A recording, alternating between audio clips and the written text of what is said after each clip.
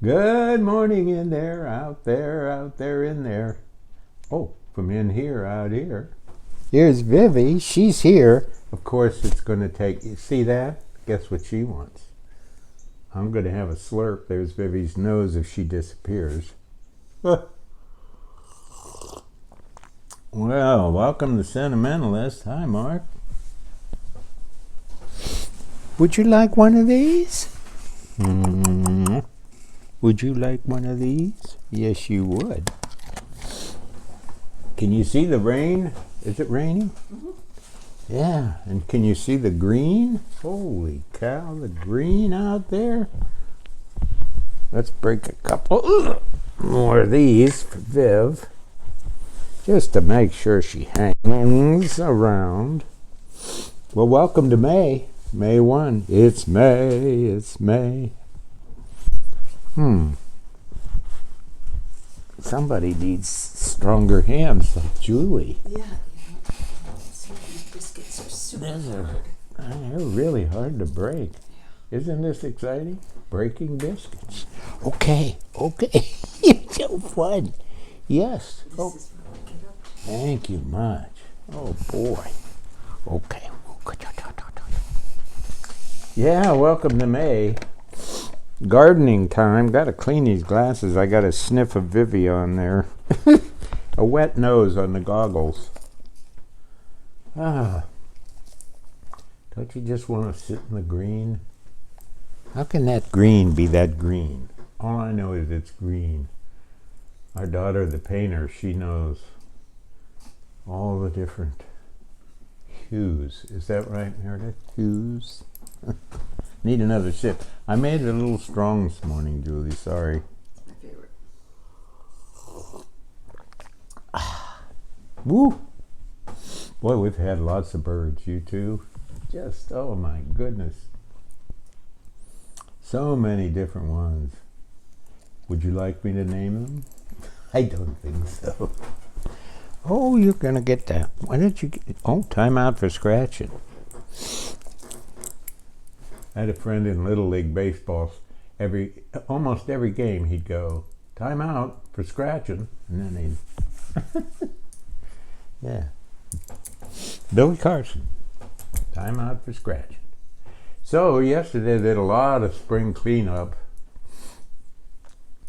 But you know, when you rake the leaves out from over the mulch, you rake the mulch and then you have to redo the mulch. I don't know if spring cleanup is my favorite. Somebody's talking. Who could that be? Rude. That you interrupted. There's people out there.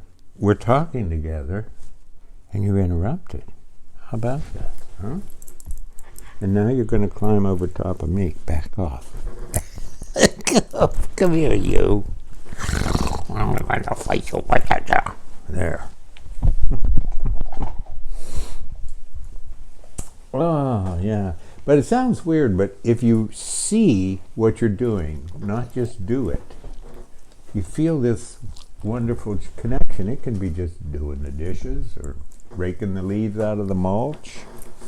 Yeah, and we're getting ready to go to our enormous annuals greenhouse. One of these days we'll get there and get the garden filled in with annuals and get some perennials at our other nursery but you know, I wish it could stay this green. This is that light, beautiful pre-leaf leaf. What am I talking about? Well, guess what we're having fun with? I won't say it right. An induction stove. Did I get it? You did? Yeah. And Julie was teaching me about it last night. Holy cow. Do you know that the heat goes into the pan and the heat is in the pan and electricity and ions and eons are magnetic energy is moving around in the pan. And then in the oven, it's a... Where are you going? Why are you so impatient when you have things? Look at these wonderful folk. Can you see them out there? Look out there. Yeah, look there. Look at the way. I know what's going to happen as soon as we run out of biscuits. You're going to take off, aren't you? Oh, boy. Wonderful.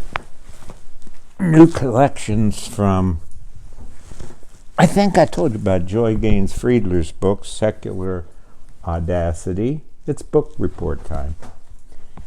Noah Davis, whose father is a poet and good dear friend, and so's Noah, the last beast we revel in. Yeah. Winslow Homer painting. And Therese Cullen, who I got to read with last week. I love this title too. No Trouble Staying Awake. Oh my goodness. Yeah. Yeah, you're doing a lot better. Our daughter Meredith emailed us or texted us last night saying she was exhausted. Yeah, just exhausted. She's worn out. She's been preparing for her student exhibition, her own students. She's just exhausted. She gets up about 6, gets home about 8. Vivian, I'm gonna make you stay for this one more. Yeah. Where is it? Which hand is it in? Oh, this is fun. Oh, which hand? Which hand? Is it in that one? Is it in there? Sniff, sniff, sniff. Sniff, sniff, sniff. You're just not being a very good star anymore, you know? You used to stay without biscuits. Then you used to stay through the biscuits, and now you just eat the biscuits. Off she goes. Yeah, so she's exhausted. That's what it's like teaching 674 art elementary students. Jeez. Well, on a somber note, but it's, you know, we're okay now, I guess. 30 years ago, this past week, my father passed away. And he was on life support, and I got a phone call from the University of Pittsburgh Hospital from his surgeon there. And what a wonderful man. He just listened to me try to make this decision about life support, and he was ever so patient, and he talked to me about this and that, not the other thing. And then I made the decision. And then he said, well, now I can tell you, you were my freshman composition teacher in college. And then later he moved back here and set up a practice, and he's done, what, 3 surgeries on me? So far. Yeah, so, did you hear that? So far. So far. Yeah. I keep looking. I'm sorry, I should be looking at you, but it's so green. Wow. So green. We have so many goldfinches. And the 1, 2, 3, 4th book that, the 5, 6th book that poems I did was called St. Peter and the Goldfinch, and that's part of the reason. They're just mesmerizing, all those goldfinches. Yeah. So when my dad did, when I made the decision, and then I talked to my mom, and you know, she listened to this. I told her not to say no to anything for 1 year. That's all I ask of you, which is a lot. And I said, but just take it 1 month at a time so you don't feel like it's over this long haul. So 1 month at a time, she said yes to everything for a year. And then she just kept saying yes, and once in a while, no. That was kind of a good thing to come up with. I want to say one thing about romping. If you leave the show, then... But I just can't imagine not caring about children, let alone every other human being. We're just a species, a human being. A human being. Not doing, being. So anyway, we had this Bookman reading at the Bookman bookstore in Grand Haven. That's a little bit north. And I need a slurp. And I got to read with three knockout poets. I mean, Greg Rapley blew the roof off the joint. Fleda Brown has won every award. Therese Scullin is mesmerizing reader. They all are in different ways, so there's different voices. And just what a joy that was. And they had just a full crowd, full house crowd. Not a crowd for a poetry reading. Full house sparse. No, full house few. And I've heard from Katrien from Belgium, who wants me to help look at some writing of her. Belgium. So she's out there right now. Hi. Hi. That's such a joy.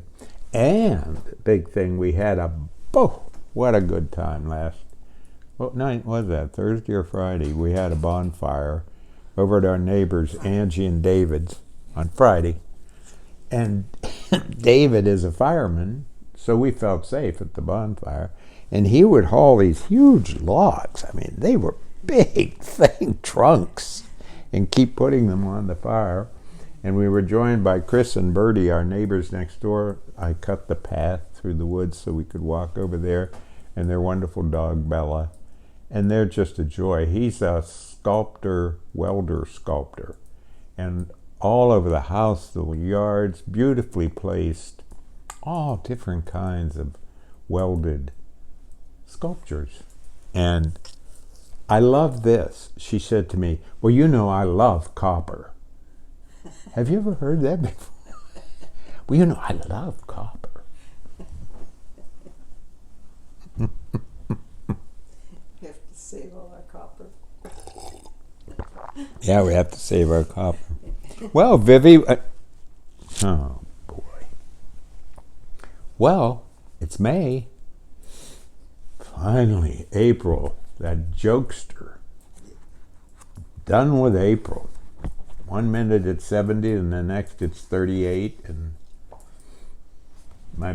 one of the paths I cut through the woods out that window, it's so green right now on the path. I don't know if we can find the path. I have it outlined, but okay.